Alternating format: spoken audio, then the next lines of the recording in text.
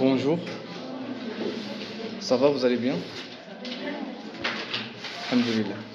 Alors, comme vous voyez, aujourd'hui nous allons faire une petite révision parce que la prochaine fois on aura l'évaluation numéro 1, donc on doit se préparer. C'est ce qu'on va faire aujourd'hui.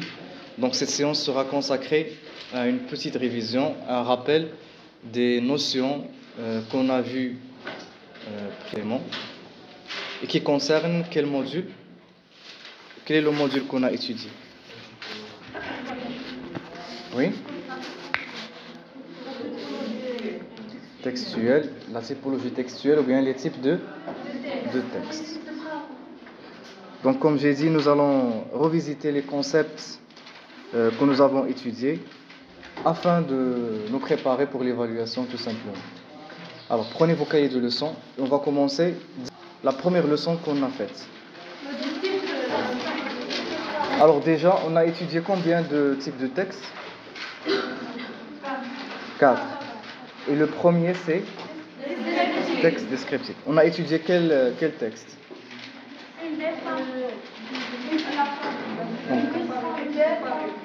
C'est un extrait de la parure de Guy de Maupassant. Alors, dites-moi, est-ce que vous vous rappelez des caractéristiques du texte descriptif? C'est quoi un texte descriptif? Quelles sont ses caractéristiques? Qu'est-ce qu'on y trouve dedans? Oui? Très bien. Dans le texte descriptif, on conjugue les verbes à l'imparfait. On décrit des personnages. C'est ça, on décrit des personnages. Présenter, montrer, décrire. Très bien, donc on présente, on montre, on décrit. Est-ce qu'on décrit uniquement des personnages? Non, on peut décrire des lieux, des choses, des objets, etc. Donc, grosso modo, c'est une description, c'est une caractérisation. On caractérise quelque chose, on décrit quelque chose. Parmi les caractéristiques qu'on vous avait dit, il y a l'imparfait, il y a les pronoms personnels, c'est ça. Le verbe de l'état. Le plus important, c'est quoi? C'est les adjectifs. Parce que quand on veut décrire, évidemment, donc on doit utiliser des adjectifs. Est-ce que c'est clair? Entrez. Est-ce que vous avez des questions là-dessus? Le texte descriptif, c'est clair?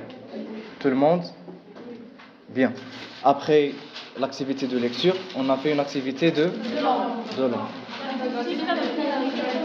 Intitulée l'adjectif qualificatif. Alors vous connaissez qu'est-ce que c'est qu'un adjectif? C'est un mot qui sert à quoi? C'est ça, exactement. Donc il sert à caractériser, à décrire un autre nom, etc. Donnez-moi un exemple. Regardez les phrases de l'observation qu'on a. Oui? J'ai compris la nouvelle leçon. Où est l'adjectif? Nouvelle, très bien. Et on a vu que l'adjectif, il peut avoir trois fonctions, n'est-ce pas? Quelles sont ces 3 fonctions? Les autres? Oui? Épithète, attribut ou bien apposé. Alors, épithète, ça signifie quoi? Qu'est-ce qu'un adjectif épithète?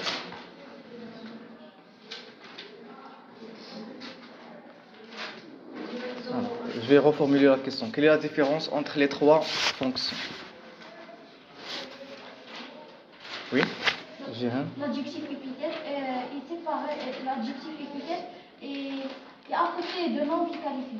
C'est ça. Donc, on va rien trouver entre le nom qualifié et l'adjectif qui le qualifie. Comme l'exemple que votre camarade vient de donner. J'ai compris la nouvelle leçon. Donc, nouvelle, leçon, il n'y a rien entre les deux. Ils sont attachés. Donc, la fonction de l'adjectif, c'est épithète. Et qu'est-ce qu'un adjectif attribut? Oui? L'adjectif est le nom qui qualifie séparé par un verbe d'état, comme être et sembler. Très bien. Donc, entre les deux, on va trouver un verbe d'état. Donnez-moi des exemples de verbes d'état. Être, sembler, quoi d'autre?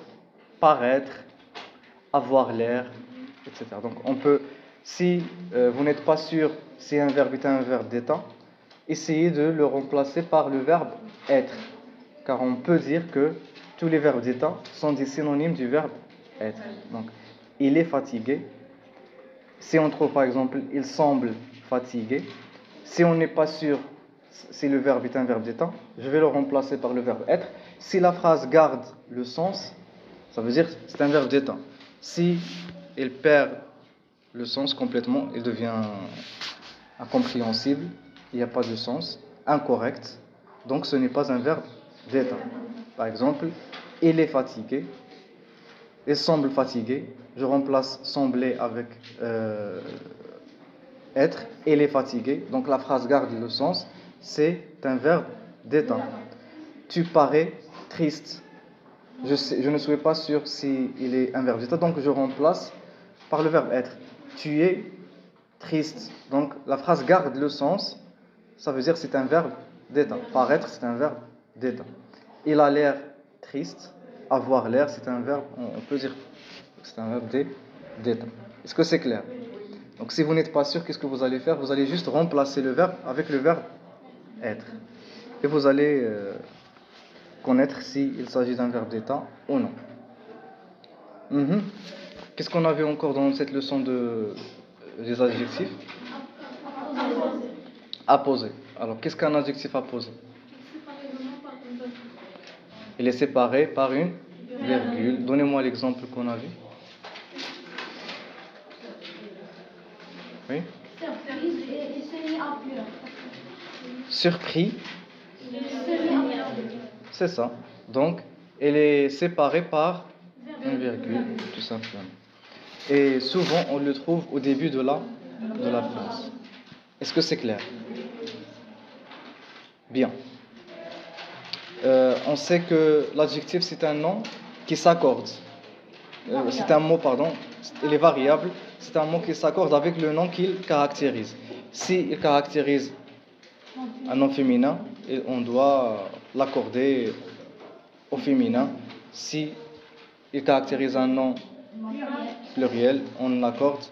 Donc il s'accorde en genre et en nom. On peut dire un pantalon blanc, une chemise blanche. Un pantalon vert, une chemise verte, etc. Un garçon gentil, une fille gentille, 2 L-E. Des filles gentilles, 2 L-E-S, etc. Est-ce que c'est clair? Alors, leçon suivante. Donc, oral écrit, on a imaginé, si je ne me trompe pas, la suite de l'histoire, du texte qu'on a étudié dans l'activité de lecture. C'est ça? Ah, pardon. On n'est pas encore dans le texte narratif. Donc, c'est rédiger un texte descriptif. Sur quoi? Qu'est-ce qu'on a décrit? Notre école. Donc, peut-être, dans l'évaluation, vous aurez une consigne ou bien un sujet identique, pareil, dans lequel je vais vous demander d'écrire soit un lieu, soit une personne ou bien un personnage, etc. Donc, si je vous demande de faire ça, tout simplement, essayez de mettre toutes les caractéristiques du texte descriptif qu'on a vu. C'est-à-dire, essayez d'utiliser beaucoup des adjectifs, des pronoms personnels, les verbes d'état, etc. D'accord? Très bien. La présence du vocabulaire de précision, par exemple la matière, la couleur, etc. La forme, etc. Est-ce que c'est clair? Donc on a terminé le texte descriptif. Quel est le texte suivant, le type de texte suivant? Narratif. Qu'est-ce qu'on fait dans un texte narratif?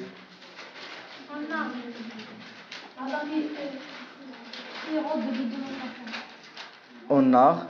Qu'est-ce qu'on fait normalement? On narre, ça veut dire on raconte une histoire, tout simplement. Et quelles sont ses caractéristiques? Oui. Donc, forcément, parce que nous avons une histoire, il y aura des événements. Donc, c'est la première caractéristique. Quoi d'autre? verbes d'action. Très bien, il y a des verbes d'action. La présence de personnages. On trouve des personnages, c'est vrai. Les verbes au passé. Très bien. Est-ce que uniquement le passé simple? On a appelé ça, ce sont les temps du récit. Donc, c'est ça. Donc, on peut dire qu'il y a la présence des personnages, des événements. Des verbes d'action. Et très bien. Il y a un cadre spatio-temporel, donc des indicateurs de temps et de lieu. Et les verbes sont conjugués au temps du récit. Et il y a les verbes d'action parce que les événements avancent, donc on doit trouver des verbes d'action forcément. Très bien. Est-ce que c'est clair pour le texte narratif? On raconte une histoire. La leçon suivante, c'était les temps du récit. Quels sont les temps du récit? Et le plus que parfait. On peut dire aussi qu'il y a d'autres temps, mais ce sont les principaux. Donc, on a précisé ça. Ce sont les principaux temps du récit. Alors, le passé simple, vous connaissez, n'est-ce pas? Comment on conjugue les verbes du premier groupe au passé simple, les terminaisons? Oui? Non, pas les valeurs. Juste à titre de rappel, premier groupe, AI, AS, A, accent circonflexe, MES, AM, AT, R. On a vu l'exemple dans le texte, les voisins arrivèrent, discutèrent, etc. Donc, si on prend l'exemple du verbe parler, je parlais, tu parlas, il parla, nous parlâmes, vous parlâtes, ils parlèrent. C'est le premier groupe. On va faire un rappel des deux autres groupes par la suite. Quelles sont les terminaisons de l'imparfait? Je pense que tout le monde les connaît. AS, a été. Bien. Et comment on fait pour conjuguer au plus que parfait? Déjà, c'est un temps composé ou bien c'est un temps simple? Composé. Donc, ça veut dire qu'il y a un auxiliaire. L'auxiliaire être ou avoir, à quel temps? À l'imparfait, plus le participe passé du verbe, tout simplement. Si on veut conjuguer le verbe parler au plus que parfait, donc j'avais parlé, tu avais parlé, il avait parlé, nous avions parlé, vous avez parlé, ils avaient parlé. C'est pas comme le passé composé. Le passé composé, l'auxiliaire, il est au présent. Le plus que parfait, l'auxiliaire est conjugué à l'imparfait. C'est la seule différence. Bien. On va passer maintenant aux valeurs. Quelles sont les valeurs des trois temps qu'on vient de citer? On commence par l'imparfait, oui. Vas-y. La description, l'habitude, quelque chose qui se répète. Action. Brève. Non. Longue, c'est le contraire. Une action qui est dure dans le temps, dans le passé. Et une action inachevée. Bien. Par rapport au passé simple, brève, achevé, succession, ou bien une suite d'actions, action soudaine, etc. Très bien. Plus que parfait, il exprime l'antériorité dans le passé. Donc on a deux actions, une est plus ancienne que l'autre, elle est antérieure. Je vous ai donné l'exemple du taxi, n'est-ce pas? J'ai pris un taxi et je me suis rendu compte que j'avais oublié mon portefeuille à la maison. Donc, j'avais oublié. C'est l'action la plus ancienne. Et après, j'ai pris le taxi. Donc, toujours l'action. On a expliqué ça avec l'axe de temps. Donc, imaginez un axe de temps et vous avez deux actions dans le passé. Les deux sont dans le passé. Donc la plus ancienne, on doit la conjuguer au plus que parfait. Est-ce que c'est clair? Alors, leçon suivante. Donc c'est la production écrite. On a imaginé la suite de l'histoire du texte qu'on a étudié dans l'activité de lecture. Donc c'est ça, comme ce qu'on a dit pour le texte descriptif. Si je vous demande dans l'évaluation d'écrire un texte narratif, mettez les caractéristiques qu'on vient de citer. C'est-à-dire, votre production, qu'est-ce qu'il doit Un cadre. comprendre? Oui. Les verbes doivent être conjugués au temps de récit. Vous devez conjuguer au temps de récit. On utilise Des verbes d'action. Et si vous voulez, des personnages, le lieu, le temps. Ah, on a oublié, ça c'est très important, merci de le rappeler. C'est que parmi les caractéristiques du texte narratif, c'est qu'il suit un schéma narratif. Ce sont des étapes qu'on suit normalement. Quelles sont les étapes de ce schéma? Oui. Situation initiale. Le début, le nœud ou bien le problème. Éléments perturbateurs, c'est la même chose. Les péripéties, une suite d'événements et le dénouement et la situation finale. Très bien. Donc la situation initiale et la situation finale, elles sont caractérisées par leur stabilité. L'élément perturbateur, c'est le problème qui va perturber la stabilité de la situation initiale. Le dénouement, c'est le dernier événement, on va dire, c'est la résolution. Et la situation finale, on va retrouver le calme et la stabilité de la situation initiale. Bien. Est-ce que c'est clair pour le texte narratif? Tout le monde? Quel est le type du texte suivant? C'est le texte argument. Alors, quelqu'un pour me dire, qu'est-ce qu'on fait dans un texte argumentatif? Pourquoi on donne des arguments? Pour défendre, très bien, pour exprimer un point de vue. Et on défend ce point de vue à l'aide des arguments. D'où l'appellation argumentatif. Il vient du mot argument. Quelles sont ses caractéristiques?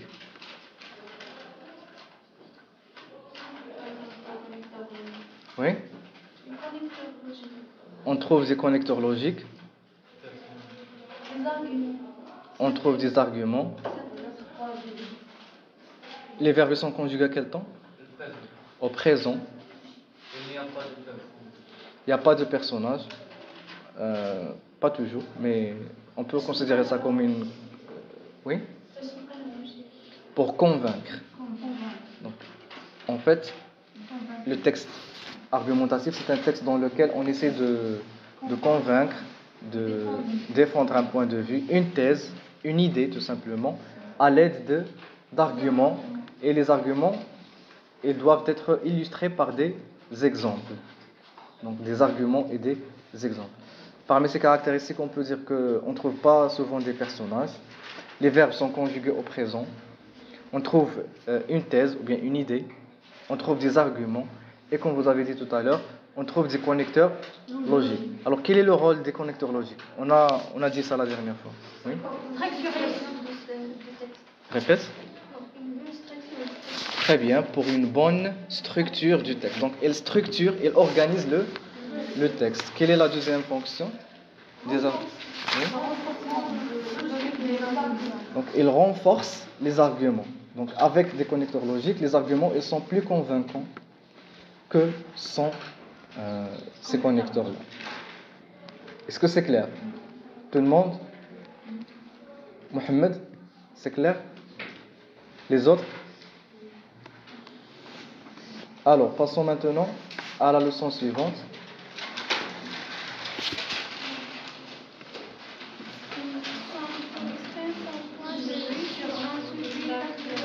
Non, avant.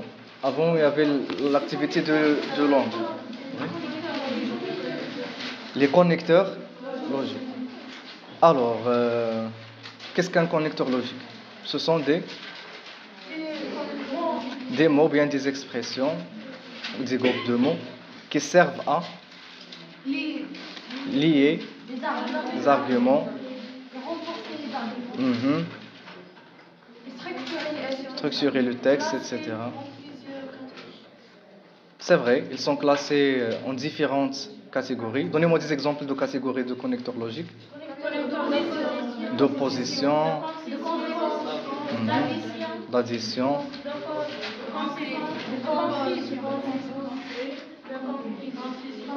Très bien. Donnez-moi des exemples de connecteurs d'opposition. Mais, cependant, or, en revanche, etc. D'addition. De plus. Également. Et, tout simplement. ET. Quoi d'autre? Cause, la cause, car, oui, puisque, tant que, etc. De conséquences. Pas tous à la fois. Oui. Ainsi. Par conséquent. C'est pourquoi, donc, etc. Donc, essayez juste de retenir trois connecteurs de chaque catégorie. Ça sera suffisant, je crois. De conclusion, pour conclure, en résumé, enfin, finalement, en conclusion, etc. Bien. Après, on a rédigé un texte, argument. La même chose. Si je vous demande de rédiger un texte argumentatif, essayez, ou bien veillez à utiliser utiliser des connecteurs logiques, conjuguer les verbes au présent, défendez votre point de vue avec des arguments et des exemples. Quel est le dernier type de texte qu'on a étudié? Ou bien injonctif. Donc injonctif et prescriptif, c'est la même chose. Qu'est-ce qu'on fait dans ce genre de texte?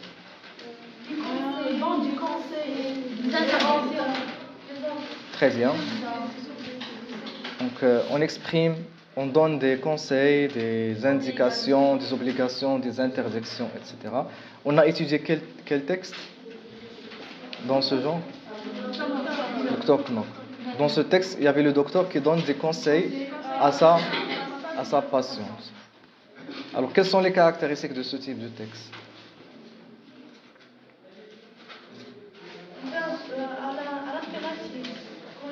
Très bien. On trouve des verbes conjugués à l'impératif. Futur simple, parfois, très bien. Des expressions d'obligation, par exemple. Il faut, c'est obligatoire, on doit, le verbe devoir. C'est ça. Les autres caractéristiques? Fréquence de la deuxième personne du singulier du pluriel, tu et vous. Forcément, parce que nous sommes en train de donner des conseils à quelqu'un. Donc, c'est logique. Est-ce que c'est clair? Bien. L'activité suivante, c'est une activité de langue dans laquelle nous avons vu l'impératif. Alors, pourquoi on utilise l'impératif et quand et comment? Alors, quand et comment? C'est ça, donner des ordres, donner des consignes, conseils, des interdictions. Et comment? Il se conjugue avec quel pronom personnel? Tu, nous et vous. Est-ce qu'on les écrit? Est-ce qu'on les prononce? Non. Donc c'est le verbe directement. Par exemple, si on veut demander à quelqu'un de fermer la porte, on va dire tout simplement ferme la porte. Fermer la porte. Donc on va pas dire, on va pas prononcer le pronom personnel. Quelle est l'autre caractéristique? Ou bien, alors on a vu qu'il y a des verbes réguliers, des verbes irréguliers. On a vu comment conjuguer les verbes pronominaux aussi à l'impératif. Par exemple, le verbe se lever. Comment on va dire? Lève-toi. Levons-nous. Levez-vous. Donc le pronom réfléchisseur, il est après le verbe. Et il s'accorde bien évidemment. Il y a des verbes irréguliers. Donnez-moi des exemples de verbes irréguliers. Être, avoir et savoir. Quelqu'un pour conjuguer le verbe savoir à l'impératif présent.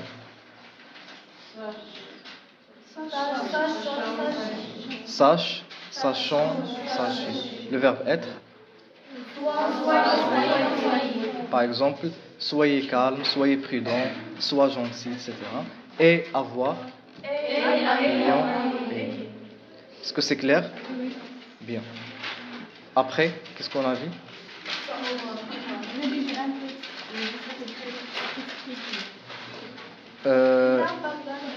Dans l'oral, dans l'activité orale, on a discuté quel sujet? La sécurité sur Internet. On a donné des conseils pour éviter les risques liés à la sécurité sur Internet. Et j'ai opté pour cette activité pour vous mettre dans la situation dans laquelle vous donnez des conseils et vous utilisez l'impératif. Donnez-moi des exemples de conseils qu'on a donnés. Par exemple, mettez des mots de passe forts, faites attention à qui vous parlez, n'acceptez pas toutes les invitations, etc. Évitez les réseaux Wi-Fi publics, etc. Bien. Oui. Très bien. Donc, installez des antivirus sur vos appareils, etc. Très bien. Ne communiquez pas avec des inconnus. Ne cliquez jamais sur des liens douteux qu'on reçoit de n'importe qui, etc. Exactement. Donc, c'est ça. Et après, hier, c'était la dernière séance, on a rédigé un petit paragraphe dans lequel on a imaginé qu'on est un professeur qui donne des conseils à ses élèves pour qu'ils évitent les risques de sécurité sur Internet. Et on a écrit un paragraphe comme le texte de lecture. Donc c'est ça. J'espère que c'est clair. Est-ce que vous avez des questions? Non? Oui?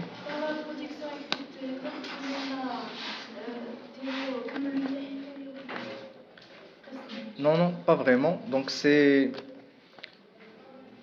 que vous aurez un de ces types de textes. Soit vous écrivez un texte narratif, vous racontez quelque chose, soit vous écrivez quelqu'un ou quelque chose, soit vous défendez une idée,